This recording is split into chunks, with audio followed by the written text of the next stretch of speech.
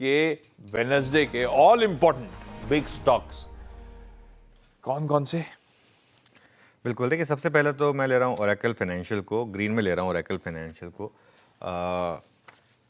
हालांकि 1-to-1 correlation नहीं है, लेकिन कल अमेरिकी पेरेंट कंपनी में करीब करीब 30% का उछाल आया है और उन्होंने एक आउटलुक काफ़ी अच्छा दिया क्लाउड बिजनेस को लेकर, खास तौर से इसके लिए वो आफ्टर आवर ट्रेडिंग में बड़ा उछाल आया है, जिसमें वो कह रहे हैं कि $18 बिलियन रेवेन्यू उनका जो क्लाउड इंफ्रास्ट्रक्चर है उसका हो सकता है।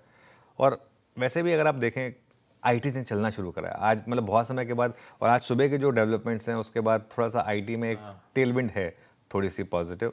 तो पहला साइन मिलने शुरू हुए हैं आईटी चलने के। और ओरेकल, मुझे लग रहा है वैसे भी जब ओरेकल चलता है तो वो बहुत छप्पर फाड़ के चलता है, तो इसके लिए ये आज मैंने पहला स्टॉक लिया, ग्रीन में लेके चल रहा हूँ ओरेकल को।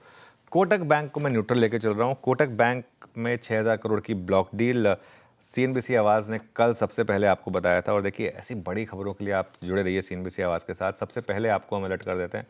कल इंट्राडे में देखिए आप किस तरीके से स्टॉक रिकवर हुआ, उसके बाद कहीं ना कहीं मार्केट को एक सेंस बन रही है कि शायद ये स्टॉक इसी वजह से अंडर परफॉर्म कर रहा था। अगर आप इसका एक हफ्ते 10 दिन का चार्ट देखेंगे तो ये स्टॉक चलने को तैयार नहीं था, तो शायद ये एक कारण हो सकता है। लेकिन इसमें इंपॉर्टेंट चीज़ पता क्या होगी? इंपॉर्टेंट चीज़ ये होगी कि डील कहाँ होगी।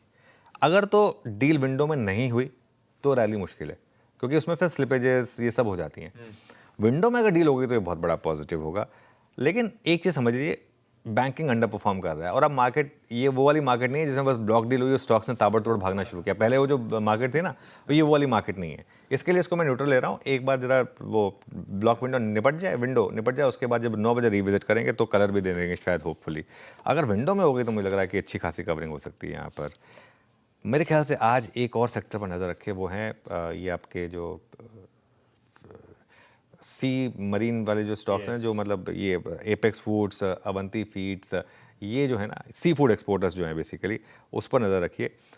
ये स्टॉक्स काफ़ी गिरे थे जब वो हमारे ऊपर ज़्यादा टैरिफ लगा था, लेकिन यूरोपियन यूनियन के साथ एक डील हुई है ये श्रिम्प एक्सपोर्ट को लेकर, तो ये एक बहुत बड़ा पॉजिटिव है, क्योंकि ये वॉल्यूम में 20% का उछाल आएगा इससे। और वो जो कहीं ना कहीं जो यूएस वाला जो लॉस हो रहा था वो ईयू से हो सकता है कि भरपाई हो उसकी, तो ये एक मुझे लग रहा है कि पॉजिटिव होगा। तो दोनों स्टॉक्स अवंती फीड्स और एपेक्स फ्रोजन, बहुत बड़ा गैप आप तो ना चेज करें, लेकिन इन पर नजर रखें बेसिकली। लीजिए, ये हैं बढ़िया से आज के बिग स्टॉक्स।